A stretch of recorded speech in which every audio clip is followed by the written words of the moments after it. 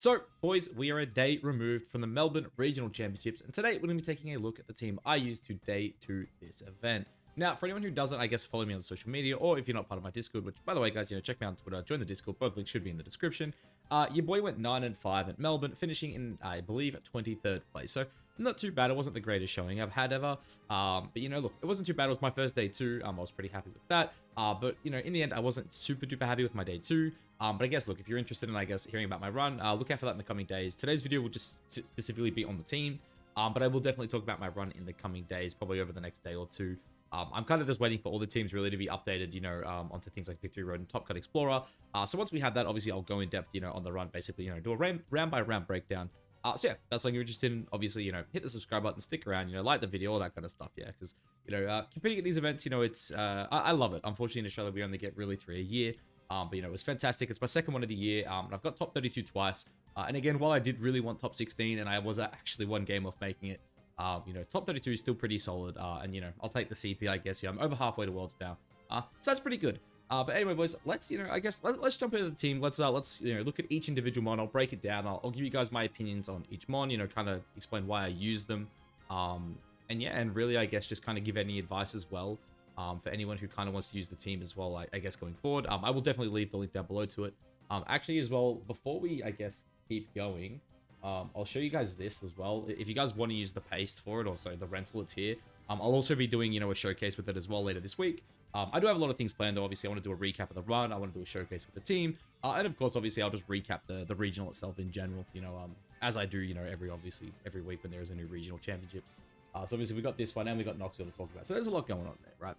But anyway, back to the team. So, basically, if you've been around the channel for a while, I'm sure you understand I am an enjoyer of Chi-Yu. Now, when this patch dropped, or the Regulation F metagame dropped, I should say, started January, obviously, we saw priority spam was pretty popular, right? The first event, I believe Alex won. It was just, Power Knight everywhere. And I'm not going to lie, playing Chi-Yu into, or Chi-Yu teams, at least into Power Knight teams, is very, very scary. There's a big reason why I think, a lot of these teams did start adapting things like Indeedee plus Iron Boulder, which unfortunately, obviously, sorry, did I say Boulder? I meant Iron Crown. Obviously, that kind of dropped off just a little bit. But, like, after the, that first major event, I was like, this mod's, like, not that good. I don't think I can play Chi-Yu as much as I love it. So, basically, I got rid of the mod from the builder. And then I think we saw the second event, Blood Moon Ursaluna kind of spiked. I was playing on ladder. Blood Moon was everywhere. And yeah, it was scary. And once that kind of happened, I was like, you know what? Maybe Chi-Yu is the guy. Once the Giraffe really shut up in usage, especially Urshi Single Strike dropping in usage, I was like, yeah, maybe we can play the fish. But it wasn't really until we saw, I believe, the team that was it Stephen May, I believe, used, got top 8 running Chi-Yu, that I was like, you know what, that's it. Let's hard commit to the fish. The fish is my favorite Pokemon in this generation. I love using it. It is a bit of a casino with the way it misses moves.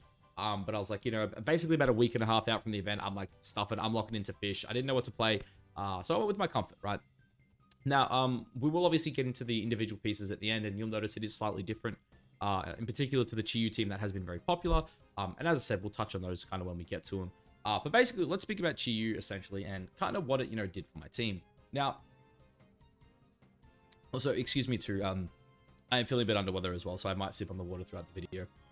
But yeah, look, Chi-Yu on my team, look, it was very simple. Timid Max set is essentially something I've been running as long as I've been testing this one. Now, I'm not going to lie, I do think this is probably not the right set. And there is a couple of reasons for that. One, I never had a situation where I think Timid Max mattered. I think Modest Max Speed would have been just as good in basically every single situation I was in. The only things really that Timid would outspeed is like slow Ogerpon. But I don't think I ever came across an Ogerpon that was either like, that was in that 150 range. They were either like super bulky, like 4 speed, or they were like all 170 speed, trying to outspeed things like Tornadus. Sorry, not Tornadus, Landorus Incarnate. And because of that, I don't think Timid was the play, especially on my team in particular, and obviously we'll get into the next two pieces here. But yeah, I do think if I was to play this mod again at another event, I would probably look at going Modest, at least right now in the current metagame. I still think Choice Specs is the way to go. There are way too many damage calcs that you miss. Even if you just go to Life Orb, there are kills where you'll do like 101 min with specs, and then all of a sudden you go to Life Orb, and it's like you go from a guaranteed kill to like a 20% chance if you're lucky to get a KO. And because of that, I think specs is just without a doubt the way to go. Terra Ghost versus Terrafire is another interesting one. There are definitely calcs where Terrafire makes a lot of sense. Personally, I'm just a huge fan of Terra Ghost. I've been running this mon for, essentially 8 months now with choice specs. Basically every single event, a serious event at least, since Chi-Yu has been legal, I have run. It's my favorite one, so yeah. But yeah, Fire vs Ghost, again, for me, this just came down to a comfort pick. I didn't really want to start playing around with, Terrafire like a week before the event, essentially. I did test it one weekend, and I was like, it's just not really comfortable for me, and because of that, I was like, you know what, especially after the locals last weekend, I was like, 5 days to really play around with Terrafire, to me wasn't worth it, especially too because I was really mentally drained. That's something I'll probably talk about as well, with the recap, the video talking about the recap. I really did no prep with this team at all. I took it to 3 locals on the weekend, not this variant either. I was like, I think I need to make a change, and then I literally did prep Tuesday, Wednesday night, and then basically put it down and didn't touch it for the rest of the week. I wasn't feeling it. Work was pretty rough the last couple of weeks, so I was mentally drained. I was like, I just want to go in with a clear head. But yeah, anyway, back to Chi-Yu. Sorry, I keep rambling on here. But yeah, Chi-Yu, again, star of the show. Terra Ghost was a comfort pick for me. And I do think Modest might have been the way to go. And the other real reason for Modest is because, one, if you're Terra Ghost, you still get one tap by basically every Ogerpon Waters Ivy Cudgel. And 2, I believe if you're in Sun and you're playing Terra Fire, you still get one shot by the Ivy Cudgel. I forget the exact calcs off my head, but I'm pretty sure, yeah, even if my Tornadus click Sunny Day, a Terra Water Ogerpon will one-shot me. And even if I click Terra Ghost out of Sun, Terra Water Ogerpon will one-shot me. And because of that, I do think something like Modest Max Speed, dropping this down to the same attack, basically doing 187, and then kind of doing that is probably the way to go. I would have to play around with the calcs a little bit, but because of that, I do think having that little bit of bulk, because a lot of the time, really the only things that were taking out my Chi-Yu were Ogerpon Waters. And yeah, because of that, I do think something like this is the better way to go. Because again, a lot of the Ogerpons that were taking me out were always, like Jolly with a lot of speed. So at that point, it was like, I'm getting outsped anyway. So yeah, that's Chi-Yu, star of the show. Then we have Flutter Mane. Now, Flutter Mane obviously pairs incredibly well with Chi-Yu, right? I'm sure everyone knows that at this point. The Flutterfish combo is insane. You have Beads of Ruin here, lowering the enemy's, special defense by 25%. And then you have, arguably the best special attacker in the format. Especially, a mon like this that is so insanely fast. It has a very, very good, offensive typing and Fairy Ghost. And also just, it doesn't need that much investment to hit hard, right? There are a lot of mons that will go like max attack adamant and stuff like that and hit around like that 160 mark. And you can see I've got very minimal investment here, and I'm still 164, which obviously is very low, especially for a set that isn't choice specs. But I do think it was the right choice on this team in particular. Now, obviously we have the Terra Fairy, because again, even though our special attack is so low, Terra Fairy Moonblast next to Chi-Yu still absolutely chunk a lot of things. You don't really need that much investment, honestly. And yeah, like, again, even Terra Fairy Dazzling Gleams are just really, really solid, right? Just, for getting a lot of chip out on the board. But my set in particular here, we have the Booster Energy with Booster Speed, Icy Wind. This really, to me, was a mon that, again, for me is comfort. I really enjoy the Speed Booster Flutter Mane. I think it's very good. I've been running it since Regulation E, when people were telling me, don't run Speed Booster, it's bad. And now I feel like you read the Speed Booster or your specs, it really feels like Speed Booster is the way to go now, which is kind of ironic because a lot of people did tell me I shouldn't be running Speed Booster. Obviously different metagame though, of course. But yeah, this is, for me, it was just a comfort pick right now. I guess the major thing a lot of people are going to ask when they see this is, why am I max speed, right? A lot of the time when you see these, really fast Flutter Manes that don't have much attack investment, they're incredibly bulky, right? You'll see people run this down to like 190, 189, whatever it is. And then they'll basically like run this up to, yeah, something like this. I think they might even go like 157, I think it is. Something like that I've seen, maybe with like obviously a bit more bulk. I think it's something like that, right? That's like the standard like really bulky set. But not me. Obviously, I'm a hyper offensive pig. I like dealing as much damage as possible while also being faster. And really the reason I ended up going timid max speed is because, at least on Showdown, I was sick and tired of always losing speed wars when I was running my Flutter Manes. Coming into the format, I was running 190. After Iron Boulder dropped, I ran it up to 194. And then it essentially got to a point where it was not worth it anymore. All the Urshifu started dropping the Choice Scarf item, which is funny because they all kind of started picking it back up. But the main thing was really, Adamant Urshi, or at least if you have a look at our Urshifu here, hits 149, which essentially means if you can hit 300 speed, you'll outspeed Urshifus in Tailwind, right? And so because of that, everyone started like running 200 speed. And then I got to a point where I'm like, do those, 5 HP points really matter at that point? I'm just going to go max speed and make sure I never lose the speed type war. But look, Flutter Mane, honestly, one of the MVPs of the team. Really, every mod on the team pulled, its weight in some regard. I'll definitely touch on them, as I go forward. But Flutter Mane and Chien-Pao were definitely the stars of the show. I would say consistently throughout, all 14 rounds, they were probably the 2 best mons overall. And Flutter Mane, there's a lot of situations where you're going up against, say, for example, these more balancey teams where they don't have Tornadus, but they've got something like a choice specs Flutter Mane. And normally choice specs Flutter Manes these days, at least, are always either timid or like max speed modest. And nothing on my team outside of the Flutter Mane actually obviously outspeeds a max speed Flutter Mane, right? Because of that, there are a lot of matchups where I was like, hey, Tornadus isn't the answer here. But all of these mons here in particular are these three here, all my offensive pieces. They all outspeed a Flutter Mane, a choice specs Flutter Mane after an Icy Wind. Because of that, Flutter Mane was just super valuable on this team, right? It did a lot of work in terms of just really making other Flutter Manes just bad, and of course other other threats, right? Things like Choice Scarf, Urshifus were basically slower than all of my mons, right? Which for me was like just super important. Even things like Chien-Pao as well, like guaranteeing that I'd always win the speed tie against Chien-Pao, even if I had to lose my booster energy, was also very good.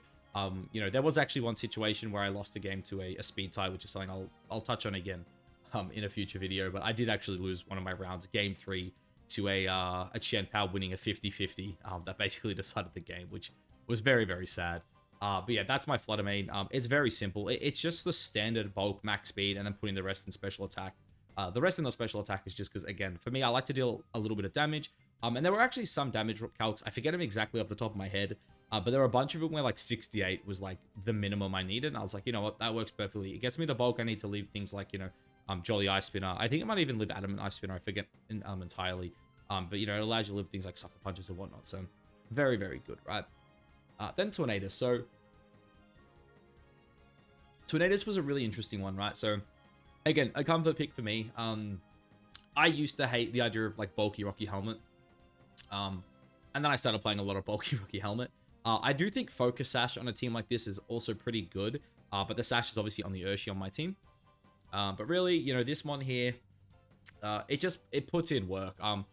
Funny enough, this one was probably almost my day 1 MVP. And I would have said it probably would have been the MVP of the team if it actually came at all day 2. Again, I'll talk about it when the run comes. But my day 2 consisted of 4 consecutive Trick Rooms into a priority spam team. And because of that, Tornadus did not get picked once day 2. When it basically got picked, I think 8 of the 9 rounds for day 1, which was actually really funny. I literally played like 1 Trick Room team day 1, and it was the guy who actually finished second.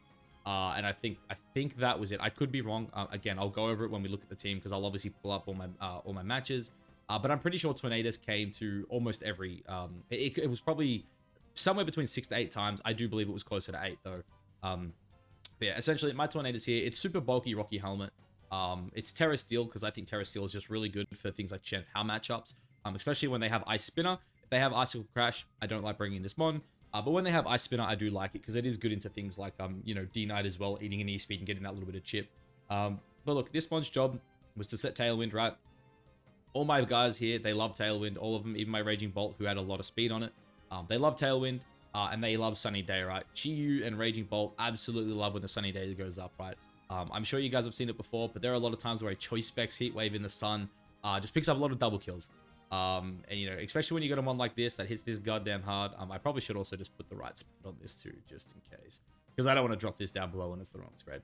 But yeah, it's just really good. Obviously, Rain Dance is obviously solid as well because of Bleak Wind Storm.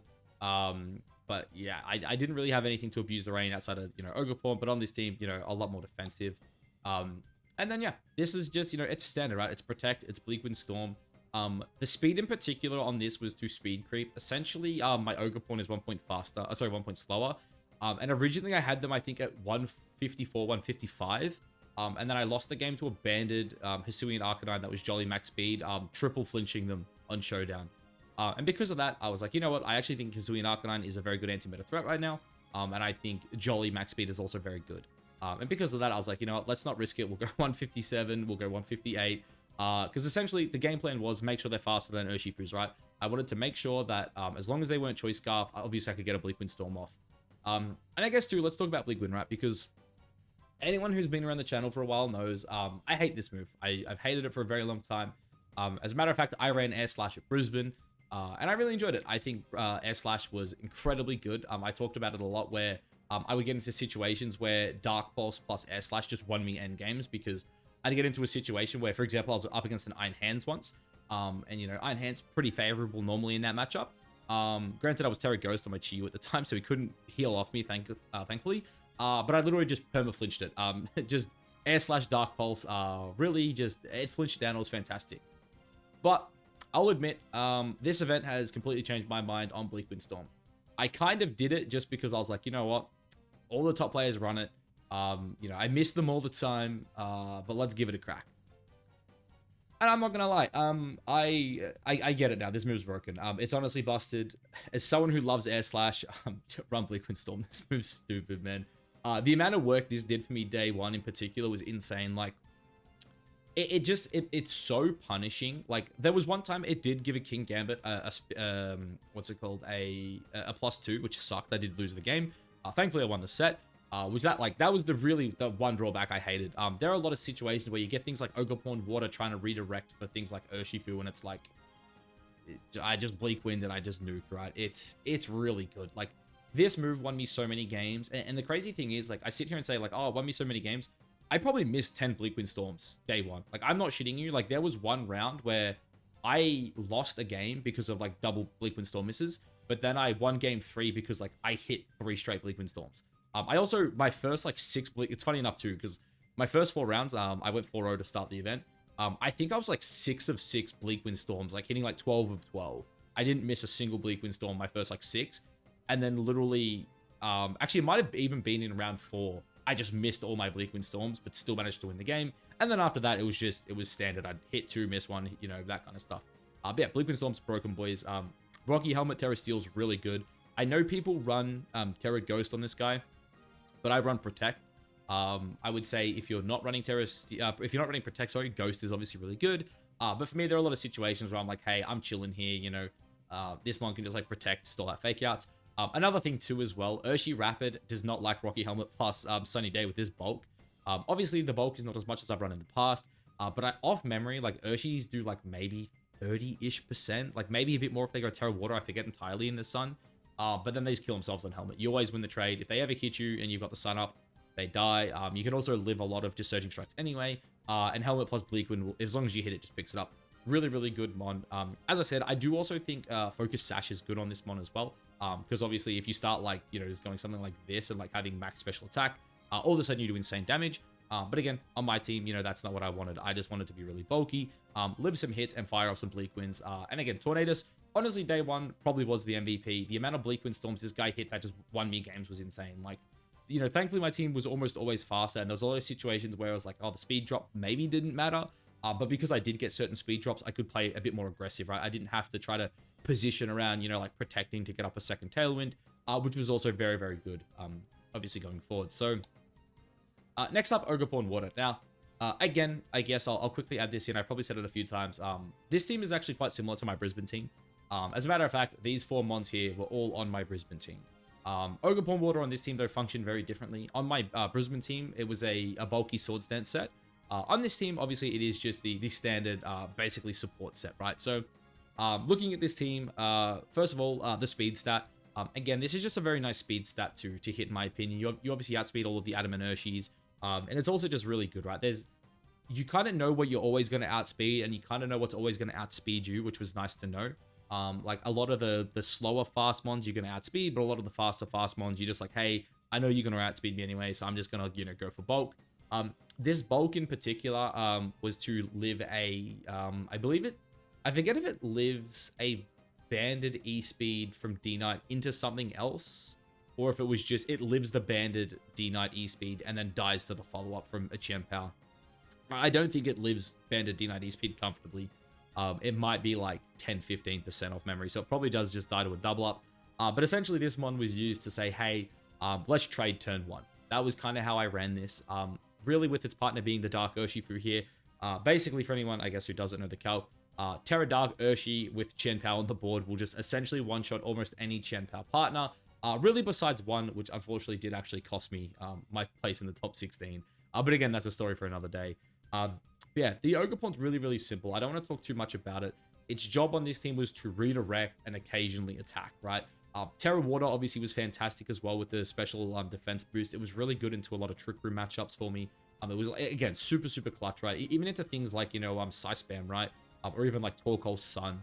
There's a lot of situations where under Trick Room, this mod was just able to, you know, basically Terra, and just fire off an attack, heal back, and kind of really stall out Trick Rooms. It was, especially day 2 when I played 4 Trick Room teams, it was clutch. It would just survive. It would, you know, stay alive. It would eat hits. It would pick up KOs, and yeah, it was super clutch. Definitely one of the MVPs of the team.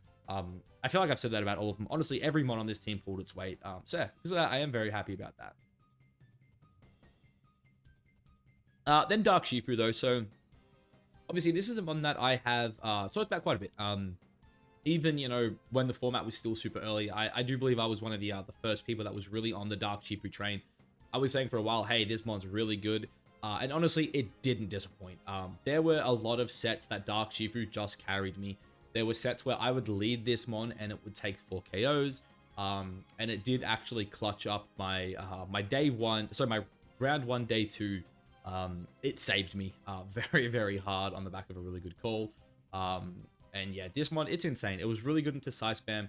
Focus Sash is absurd. Just the ability to just live a hit and then fire off an attack, and then worst comes to worst, you click Sucker Punch the next turn was...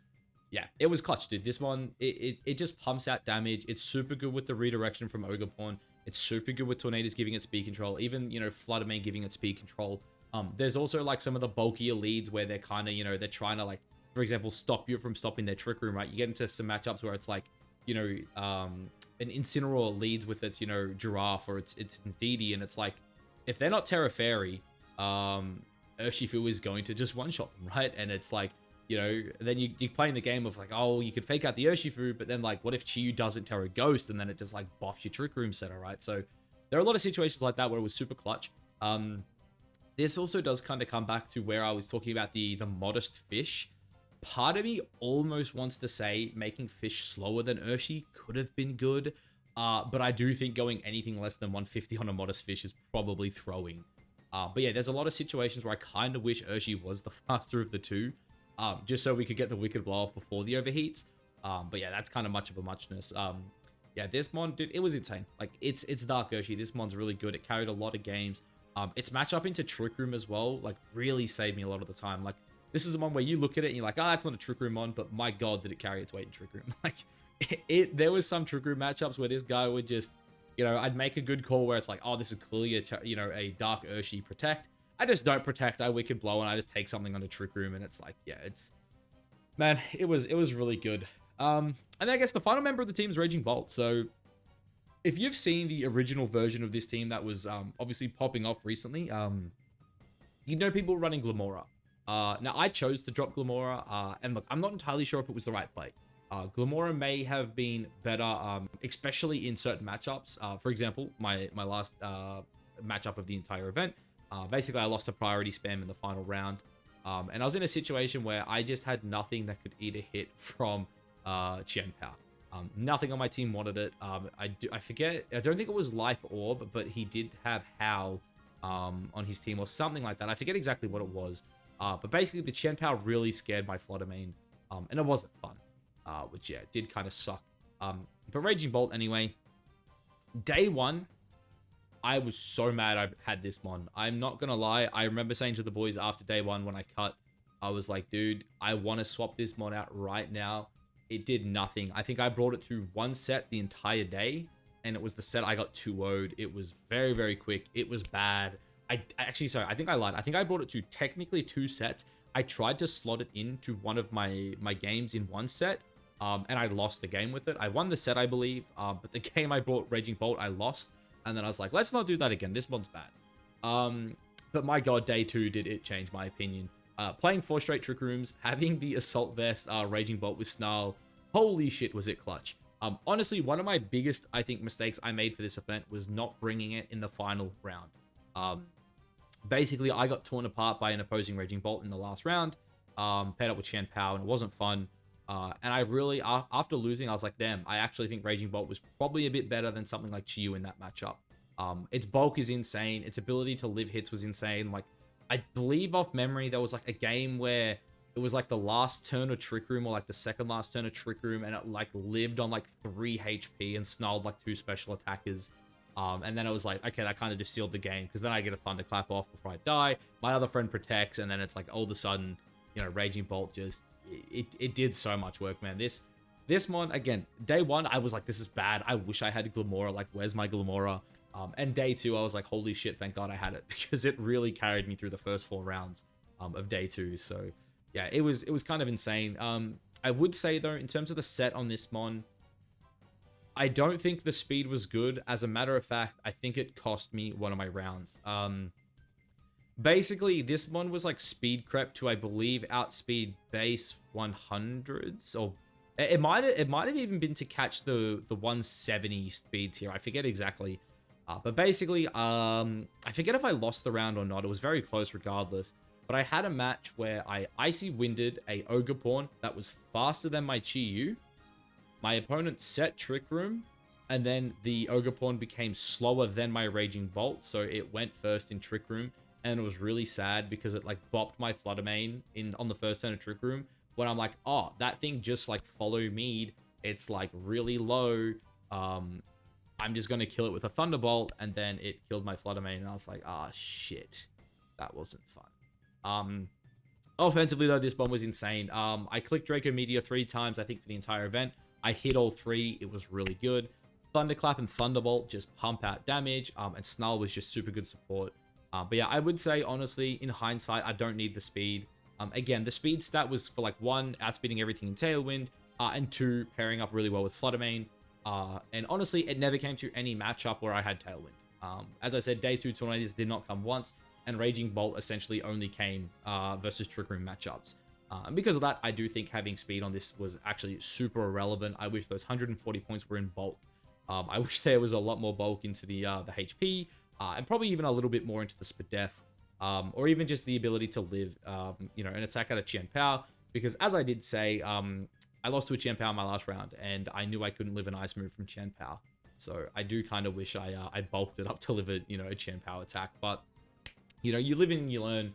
As I said, I didn't really get that much time to prep for this event. And because of that, I didn't really get to test Raging Bolt. I essentially put this one on my team, I think Wednesday night. I think, yeah, that's when I think it was on the Wednesday was when I'm like, you know what, stuff it, Glamora, you're done. We're going Raging Bolt.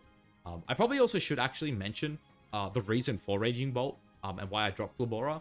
It's because I lost to Lewis Tan playing Wolf Glick's team. Lewis was the runner-up at Brisbane, one of the best players in Australia. And I was like, well, if he's going to run Wolfie Glick's team, I need some way to constantly beat it.